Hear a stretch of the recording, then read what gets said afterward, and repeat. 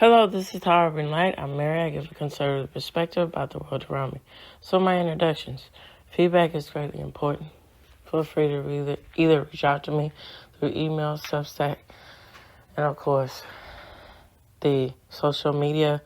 Well, Substack, what I was saying with Substack is sort of like social media or X. And of course, fill up those comments in YouTube. It would be greatly appreciated.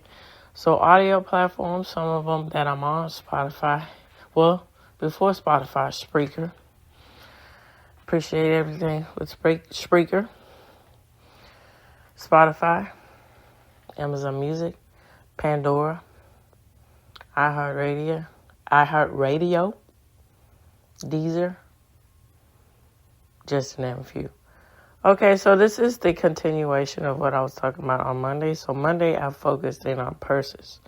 So in this episode, I'm going to first talk about the article that I was talking about that had this,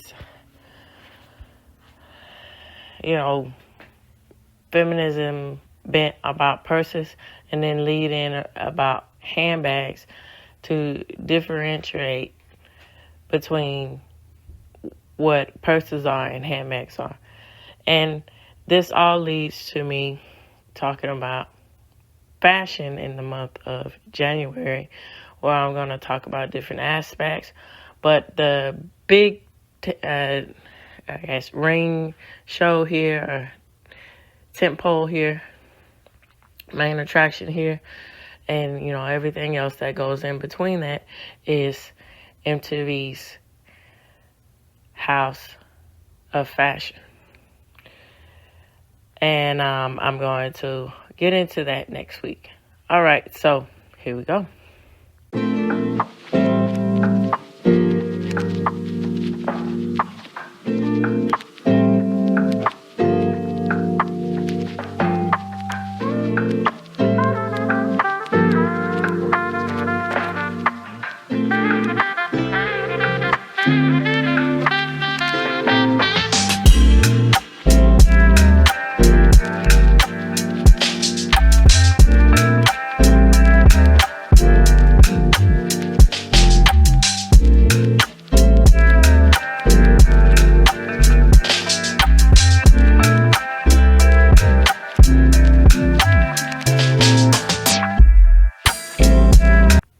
Okay, so I'm going to lead in with my thoughts here. So, about this article that I'm about to talk about, and my thoughts about the aspects of purses, handbags in general. So, it to each his own with everything. But, again, this reiterates the ideas of what a society thinks about and how they feel about themselves and so forth. So, it goes to the old adage about that whole linking to the Sigmund Freud, even though he was ridiculous and widely unaccredited and just, strange. But the concept is interesting to, linger in your mind. So with that concept that comes out of that, of a rejection of not seeing everything, not taking everything too seriously. So, sometimes a cigar is just a cigar here.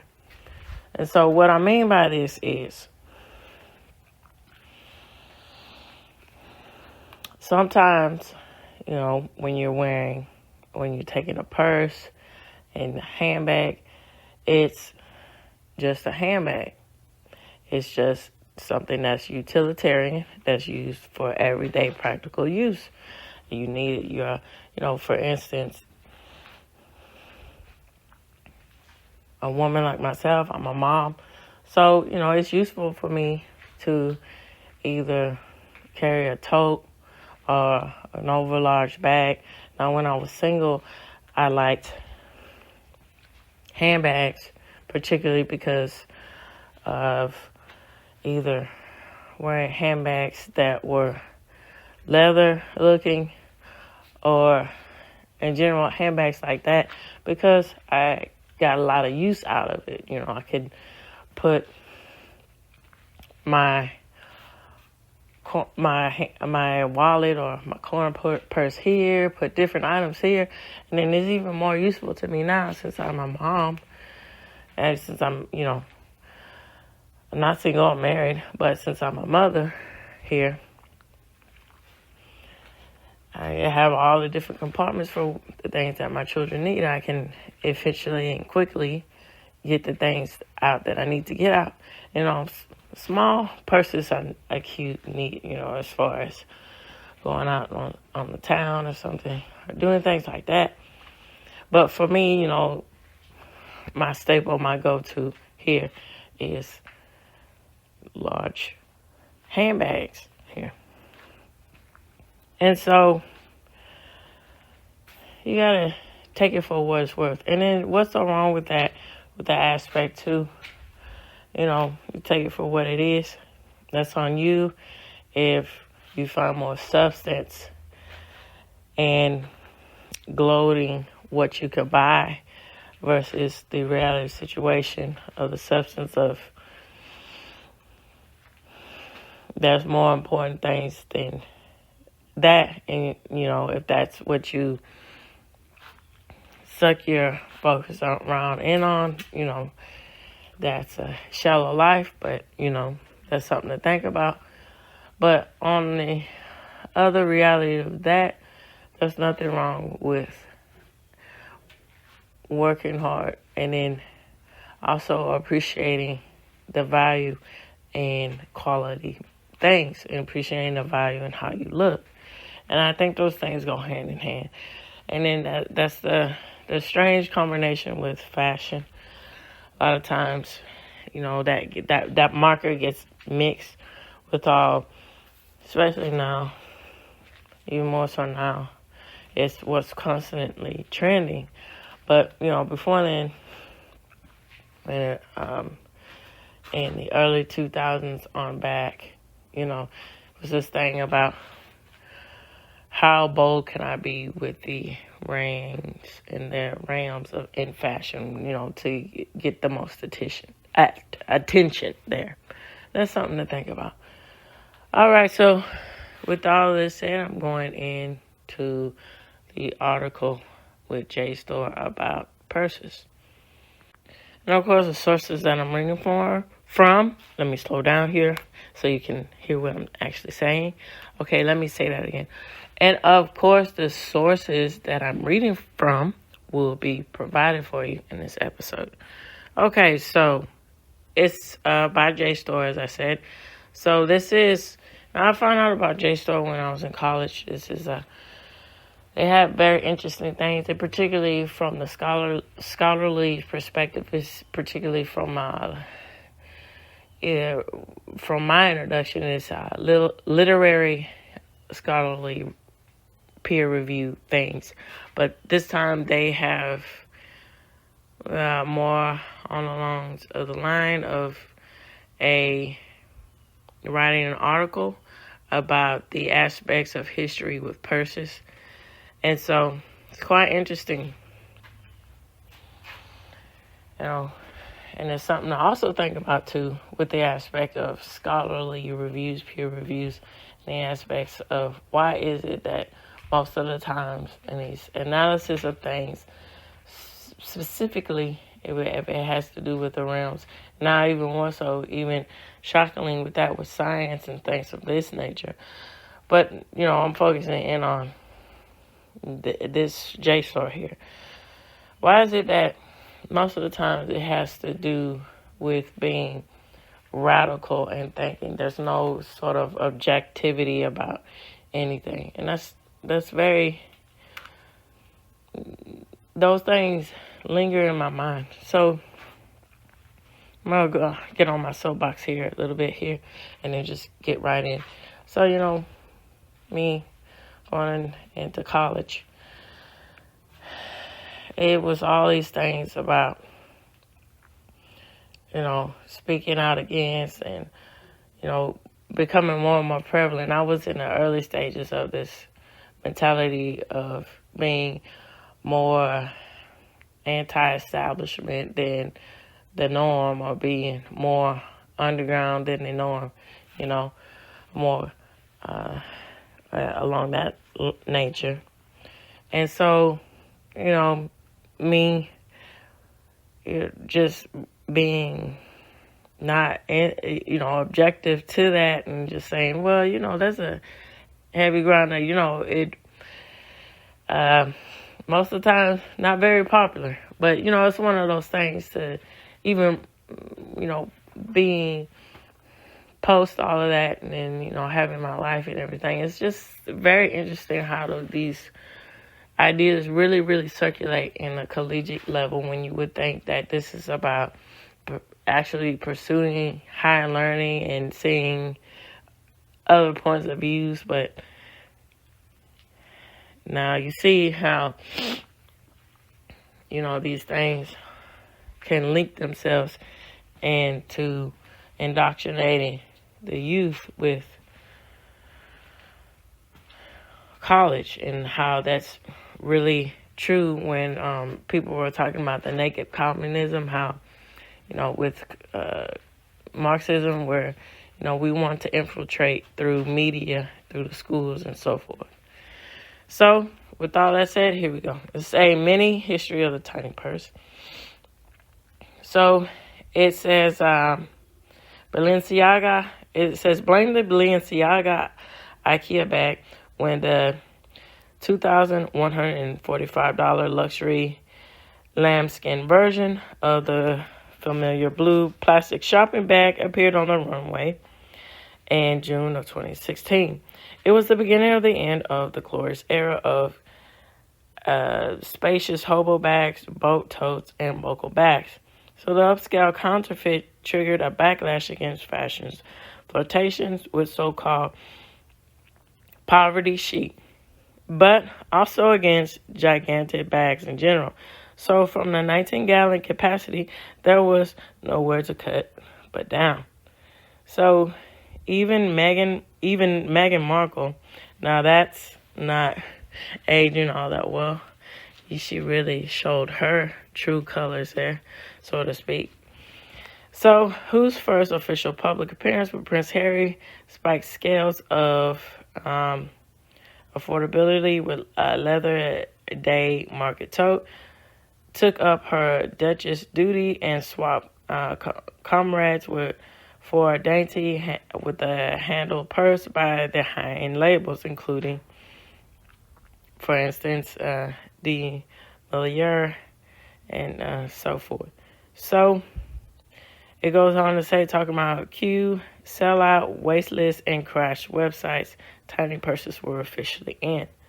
So it goes on to say the petite purse trend reached its height, I guess this person is saying, in February 2019 when French label, forgive me for the pronunciation of that, Mini Chiquito, La Chiquito, a postage stamp sized version of its best-selling handbag. So barely big enough to hold a couple of breath mints, the teeny tiny tote got its big LOLs on social media, where it drew comparisons to binder clips and Barbie accessories. So this particular line was a joke, seen as a joke. The bag was made for the runway, not for sale. Nevertheless, it inspired imitations. So Louis Vuitton and Prada soon introduced their own nano bags. Small bags have historically been mocked and derailed for their female wares with them. So this is my point that I'm getting to here. Hold on just a minute. Be right back.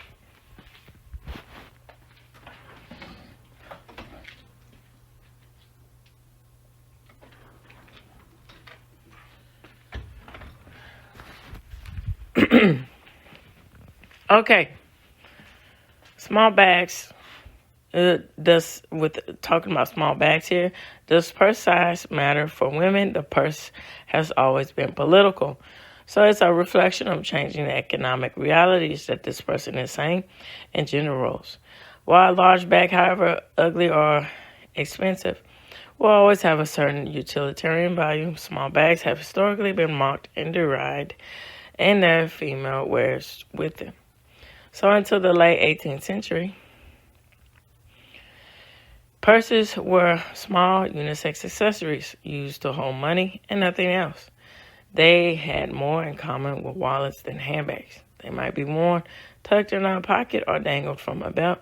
At the court of Versailles, round bottom drawstring bags often made of velvet and intricately embroidered with the owner's coat of arms, held won gambling winnings or charitable donations in them.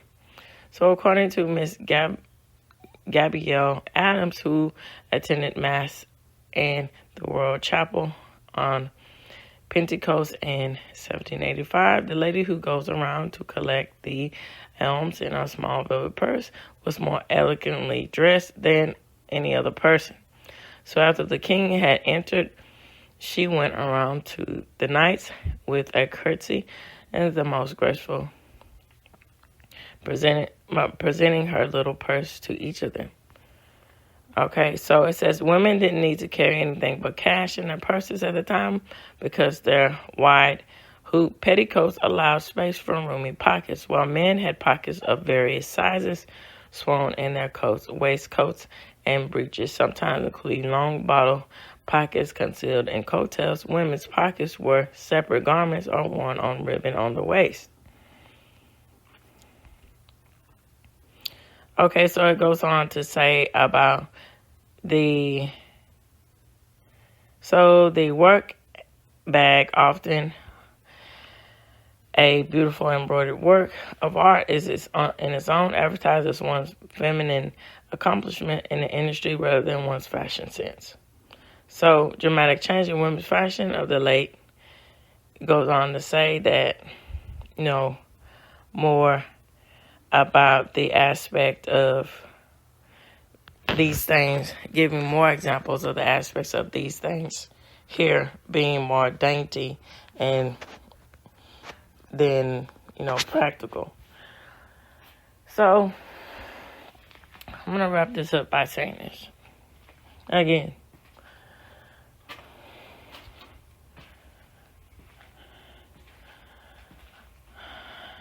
sometimes, you got to separate what you think about something versus, what it is. And so, of course, it's one of those things people are going, especially with the aspects of women and identity, of course, that's one of those things with fashion, doing the cutting edge thing. But narrowing down to the aspects of this is something that, is going against a disdain of gender roles and a disdain of reflection of the realities of people being out of touch because they like small purses. That's a little far-fetched. So, of course, there's a lot of bold, outrageous things that happen in fashion, but, that can overshadow and over-trump the aspect and idea of fashion. But these things are something to think about when the aspects of fashion. Hold on, sweetie. And now I'm going to go and talk about handbags. I'll be right back. All right, so before I get in about handbags, as I was saying, my baby girl had to attend to her. You heard her in the background there. So, I don't know, you got to think about looking beyond the stereotype of what's typically thought of about a purse, and then also with the aspects of they have that lineage of being for formal wear, So it's kind of one of those things, why you were attacking something from what it was originally intended to be, when the aspects of a purse, when of course it came out of practicality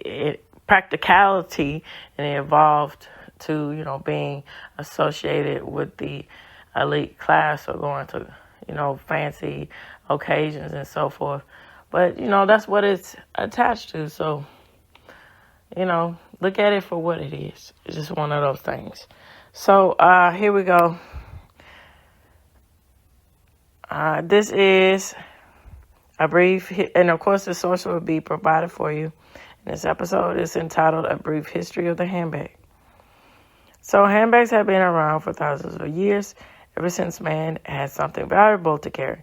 So they evolved simultaneously with fashion and cultural norms. So, for thousands of years, bags were merely practical objects. Our earliest ancestors used handbags made from animal skins and plant fibers to carry hunting and gathering tools. So it was in the Middle Ages when bags first became a fashionable accessory. Bags became a form of self-expression and portable canvases showing the bag maker's craftsmanship. People began carrying drawstring pouches, embellishing with ornate embroidery and jewelry. Men of high social status showed off their wealth with luxurious purses tied to their waist. So we're going on to the Renaissance and beyond. So it says the first courier service began in Renaissance Italy, and messengers used sturdy bags made from tooled leather to carry papers and money between banks. So around 1497, Leonardo da Vinci tried his hand at fashion design and sketched the elaborate leather bag. So in 2012, as a tribute to the city of Florence, the fashion house of, forgive me for the pronunciation, Gironati, brought Leonardo's bag to life and named it La Prestoa, meaning the precious. That's quite neat. It looks very elaborate too. But Leonardo's bag was not designed for women. At that time, men generally carried money in a pouch made for cloth or hid that and attached it to a waist belt. So women wore drawstring purses as a fashion item or a recipient for small items. So grooms would give brides bags with embroideries that depicted love stories and poems as wedding gifts. They hung on drawstrings for women's girdles with items such as, for instance, a rosary. These were predecessors of the chastity, or not chastity, but a decorative belt hook or clasp worn at the waist with small sewing tools, watches, and other objects suspended from the chain. So 16th century. So 16th and 17th century fashion changed dramatically, and women started wearing extensive dresses that had a lot of fabric. So they could not wear their girdles, pouches, or outside their girdle with pouches outside of it because it would get stuck. It would get entangled in the fabric. So instead, they wore girdle pouches under their skirts. These later led to the invention of pockets, as I mentioned in Monday's episode. So it's quite interesting how the aspect of what they wore with the sleek apparel with cloth and Pompeii and Greece, and how women and men with their cloaks and free-flowing aspect of fashion, then how that links to the ornate ideas of purses in the 18th century. So as a result, women were wearing slimmer and narrow dresses under which they could no longer carry girdle pouches. Women were also not concealing themselves so much, and being more loose and free-forming with what they wore So that's one of those things about the aspect of fashion and layers and how that comes out of necessity, because at the time, during the 16th and 17th century and so forth, even the elite, they wouldn't take baths so much, so they had to conceal the odors and everything. And so, hence extra layers here. And it's quite interesting how, those things come into the practicality of fashion. So, here we go with liberation. And handbags as a sign of women's liberation. Not only did the bags convey the social status of identity of the wearer, but they also revealed how much freedom one had to move in society. Both the men wore the earliest bags exclusively, as they were more likely to venture outside of the home. As women were at their home, they did not need to carry bags. So by the end of the 19th century, with the introduction of public train travel, women began socializing and traveling across the sea and land more independence. So the purse became a real symbol of feminine emancipation. Besides large pieces of luggage, the porters carried. Women needed smaller bags to keep tickets, papers, and money. So the luggage designers like Louis Vuitton began to fashion utilitarian bags that were essentially miniature suitcases with sturdy handles. Multiple compartments and snap closures. The bag was ideal for traveling and became very popular with doctors too. And with that, the handbag was born. So we're going on to the 20th century. So the 20th century was the most innovative period of the history of handbags. As women became increasingly, they started to mark their status and stepping into society, which is not particularly true, but women had their hand in society, before then, but it's not, as pronounced as it should be for the aspects of, as far as how history goes. Anyway, so in the 1930s, Art Deco influenced the design of handbags to a greater extent. So bags became more streamlined and geometric and had architectural frames and clasp metals. Because women were carrying more personal effects than before, the interiors of the 30s bag revealed a tight arrangement of many compartments customized to hold cigarettes, lipsticks, and coins. So during World War II, it started, many larger daytime bags started to pop up. So bags became hold-alls as we know them today. So women needed to conceal bulky possessions, including gas masks. So in the 50s, the 50s witnessed a significant shift in the perception and the use of modern handbags. The 50s made the decade of the Hermes name of bags, and then Hermes was inspired by Grace Kelly. So Grace Kelly inspired Hermes, elevating it to luxury items status. Good job, baby. So by the 70s, as more and more women entered the workforce, work-style bags also entered the mainstream, and the bags often mimicked a briefcase. All right, so it ends by saying this. So in the 70s, the history of handbags made a full circle. So men, once again, started carrying handbags again. And so as I was saying, and I'll talk about this in more detail as we go on into the month of January. So the aspect of how people think about their placement with work evolves also to that. That's another element when we think about the aspect of fashion in our lives. So with the invention of, technology being more useful, more everyday, more easily accessible, people are tending to take their work everywhere they go. So, I can see that with the aspect of same with men in the 70s starting, and then so No, not yet, honey. Hold on.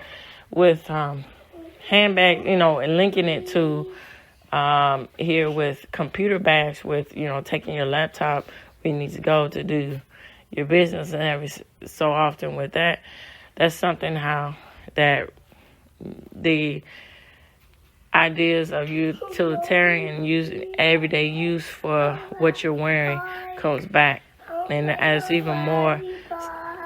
Hold on, baby. That's even more sensible, and something really think about how that circled back itself in the 70s.